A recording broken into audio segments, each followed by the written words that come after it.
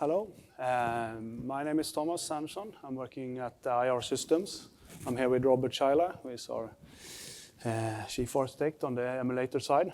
We're going to do a quick talk about Trace. We only have 10 minutes, so we'll keep it quite generic. And we'll probably not have time for questions, so anyone who wants to discuss Trace or look at how we integrated it in our development tools are very welcome to our booth that we have on the expo floor. So just go there and grab anyone, and they'll help you and show what we got. So as I mentioned, we'll keep it very generic and short. Just go through the basic of Trace and what we are doing. So first we'll start with just a quick slide on RISC-V specific. So work is ongoing in the task groups. So it's close to going to a first stratification round. Basically a first step, defining the encoders. Then there of course will be follow-up steps to add more to the specification. But as we see it, the goal is to have at least on par or better than what we have on other existing architectures that are out there. We will probably see, or we already see, a lot of mixed architecture implementation out there. So it's, if this is done right, it's much easier for us as a tools vendor to reuse our tools, visualizers and profiles and so on. There's already a lot of implementations around, and we hope to see more. From our side of as a tools vendor, even a very simple trace implementation in the device can really enhance how you work and debug with it. So a slide, what is Trace? Compared to traditional debugging, setting breakpoints, printf, it's more of non-intrusively watching your application as it goes. So you basically watch your application at work without disturbing it. You can have the full PC flow. Once you have the trace, you can go back and forward in time. You can really dig into what happened. Why did you end up where you are? How did you end up where you are in your programming flow? Any hard fault exceptions, you can quickly find them, go back and forth. If your application crash and you try to debug it without the trace, it's hard to recreate what's actually happened. Trace is not only about finding bugs, though. It's you can do a lot more stuff: profiling, code coverage. You can even live stream the behavior of your device. So when you can see every instruction, you can really enhance your everyday development and debugging. So as a tools compiler and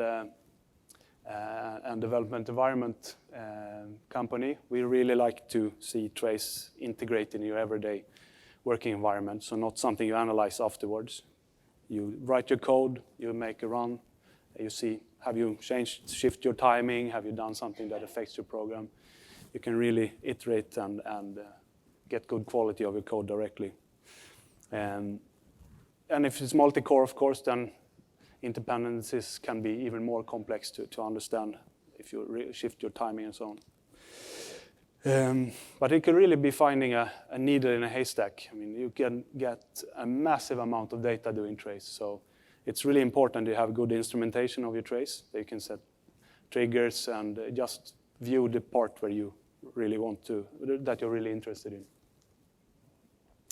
Here we see one example. Power sampling can also be part of a trace. So here we see a timeline graph of a program running. On the bottom, you can see the energy consumption. So you have a USB handler going on. It does something. You can see the power consumption goes down. You have some interrupt, and then some polling at the end. Here it can be really useful to see if your interrupt handler does something strange, if something doesn't turn off as you expected it, and your application pulls more energy than you expected. And on top of that, we see a profiling graph. since you have power sampling and you have your PC sample, you can correlate them. So you can really profile your program and see which function is consuming most energy. And if you want to decrease power consumption, you can really dig into where that's happening. So I'll leave over to Robert. Okay. Well, so I will just continue with that, as Thomas just took 5 minutes of time, which is perfect timing. So half. So really, I mean, 5 minutes you can find the bug through trace, but I would just need to go. So so why you want trace? Because you really want to have the visibility what your code is doing, lifetime. So let me then quickly, I would just scan through it because we know time. What are the types of trace? There are different types. We may have a serial trace like UART. That's also a trace. On some architectures, you can see a lot, like some say SWO protocol was really big game changer for small CPUs. You can do high-speed parallel trace on the different bus widths, and you can also do trace to RAM buffer.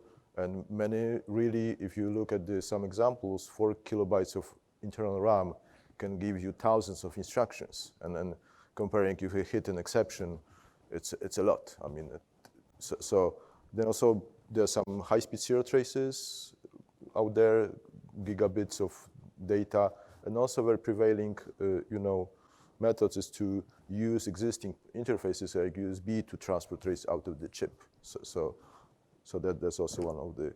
That's, I mean, most people think that's typical trace scenario, and sort of they pick up the trace tools after disaster happened, and to look what happened. But our philosophy is better prevent than extinguish a fire. So if you have the trace on every day, you can see really how your application runs.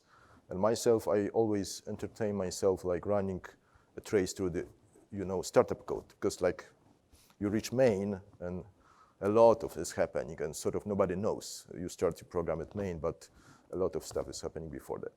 So some examples of hardware and software integration. So as I said, it's good to have it integrated every day, not only at sort of at the fire point that you bring the fire extinguisher. It's better have it over there, use it. And this is example of RISC-V parallel trace running. So you have the FPGA board. It's generic FPGA board with a trace probe on the right, and then it's adapter to adapt the physical signal, so we can get trace out of the RISC this way.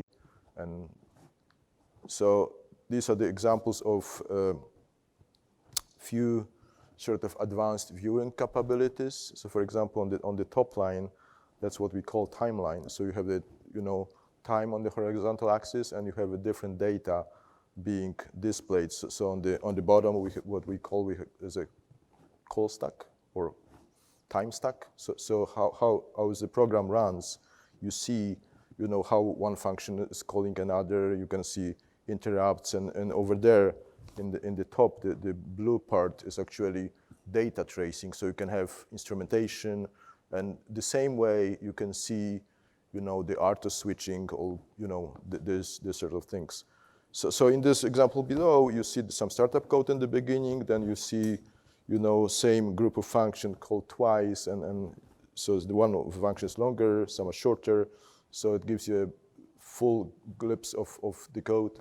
Also, the very interesting use case is when you step over a function, and if anybody of you is using, say, Microsoft Visual Studio, how many times you guess, oh gosh, I should have stepped in, right? Because you have to repeat all over and then step in that function. With the trace, it's not necessary. You just step over, bad things happen. You just go back and look. Everything was right, you don't. So that's why I try to think about trace as everyday commodity instead of something very special. And trace is also used not only for finding bugs, and but if everything runs correctly, you can still verify if it's running as it should. So you can do performance monitoring through the trace. You can do code coverage. Was it everything executed? And code coverage is also good for stepping. So you step, and then you see how the program was running. And that's end of the talk. That's everything together. So we run out of 10 minutes. I don't want to take huge time. So thank you very much. And it would be better with 20 minutes, but 10 worked as well. So thank you.